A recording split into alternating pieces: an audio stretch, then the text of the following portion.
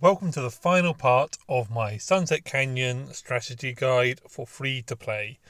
The week finished and the first week season has finished, and I came third, so I made that top 5 position with 300,000 XP and 4 gold keys, and then an extra gold key and another 150,000 for coming third on the day.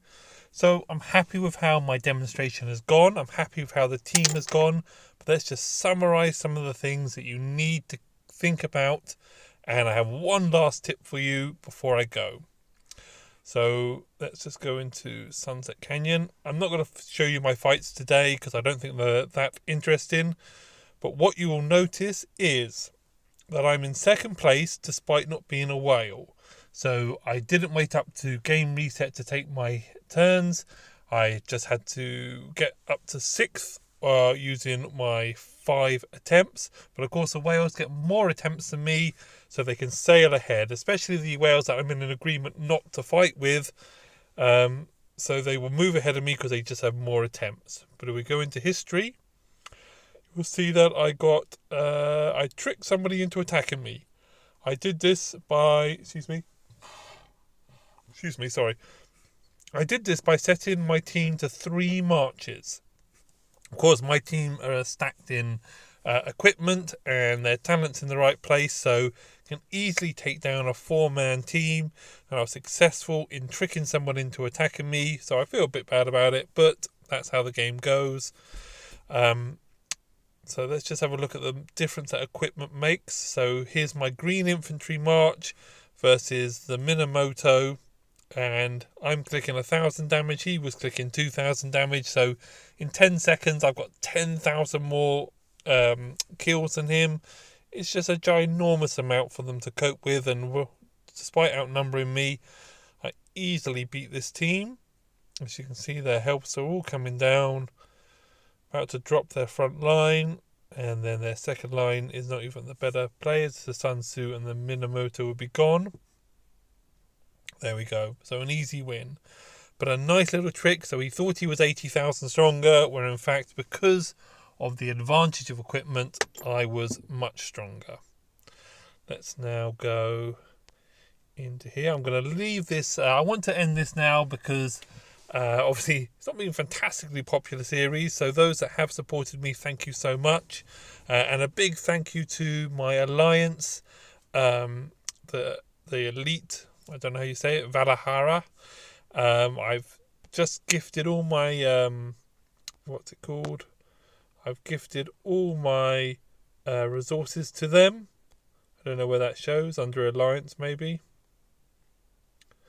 Assistance reports, there it is. So I've given them 30 or 40 million resources to say thank you, especially as I took some of their sanctum spots. But let's now just move on to the summary. So point number 1, you've got to get ahead on your XP. Under the new jumping rules, this would mean wait until the barbarian 11s are available to kill them during the Lohar. This will take pressure off your wood and food. The next is to get ahead in the campaign. To do this, you need to rush troops. Rushing troops is bad and good, but remember, you are given 13 hours and 15 hours in speed ups and 4 there. So I got 19 hours in speed ups refunded to me that I had spent to get me ahead in the expedition. The expedition is that because you need the secret weapon in every early Sunset Alliance team is Ethelfled, with her fantastic AoE damage and debuff. Now, this is a really important point which I haven't demonstrated in this series up to now, is you need to have a separate account from your main that is farming gold for you. If you farm gold on your main like I have, the account will eventually fall over, because during Lohar event you should be farming stone, or else your account will have a stone imbalance, because you get tons of food, tons of wood through the Lohar event and killing barbarians, etc. But then you will have a massive deficit in stone, which will stop your account progressing. So you need to have a second account farming the gold for you, so you do not upset or the stone, so you do not upset your main account. And it can continue to progress. Otherwise, it's going to be 2 weeks perhaps before you get to level 22, and you're going to have a hard time keeping up in Sunset Arena with 4 marches. The next thing is I've talked about positioning, but really just some obvious things to point out. That where's my defense? Your front line needs health and defense. Your back line needs attack.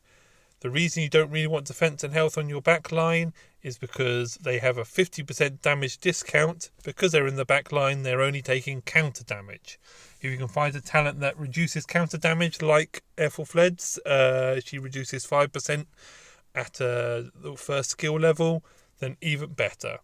But you want attack on your back line to get those skill damage up. You also want AoE marches. The only one I'm missing here, I'm missing 2 here. I'm missing the Archer that you can't get yet because she's a reward from an event. And I'm missing Hamend. I think I've said his name right, but the other legendary one. But I'm not too fond of his AoE, and it is reduced by attacking. You also need to think about stars. You'll notice I don't have any legendaries in my team. And the reason I don't have any legendaries is I don't think, because I barely spent any gold stars up to this point, that I wouldn't have enough gold stars to get me above a level 40. This means that I think you should concentrate on 1 green, 1 blue, and 2 epics you can get above 40. Unless, of course, you're a barb chainer and you're going to get one of those epics above 50, then you are going to have either a weak epic march or just do the best you can with a legendary. But keep that in mind. You've got to control the number of stars you're getting. And now I think that's just about everything.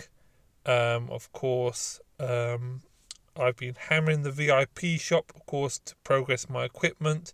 It's a new week, which is fantastic, but I'm not going to be taking advantage of that. Let's just have a look at where I got the equipment. So remember, this is at the end of the first season, after the Sanctums, after the first week of play. And let's have a look. We've got Lancelot finishing on 8.5 and 13 for defense and 4 for health. Pretty impressed with that. We've got the Infantry March, which would eventually become, of course, the Sun Tzu March. 11.5 health, 8.5 attack, and 7% defense. And here we are.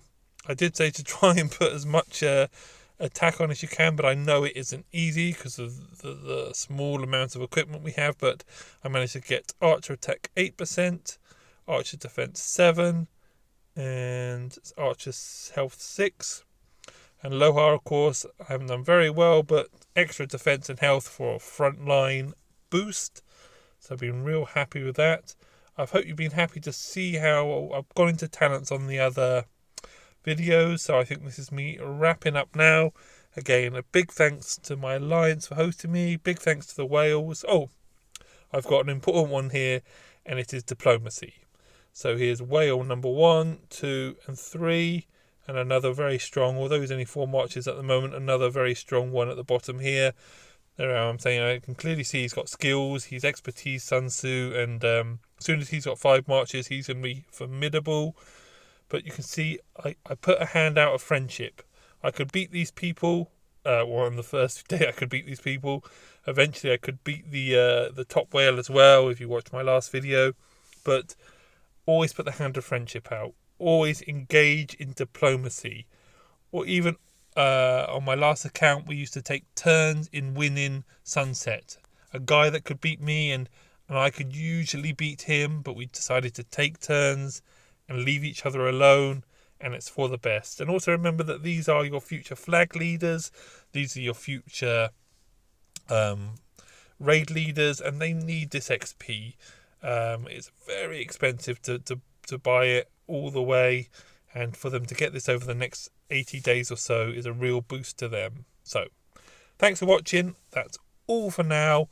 This is the Sunset series finished, and we will be looking My next project, I think, will obviously just be a bog standard jump just to feel my way around the new way of jumping.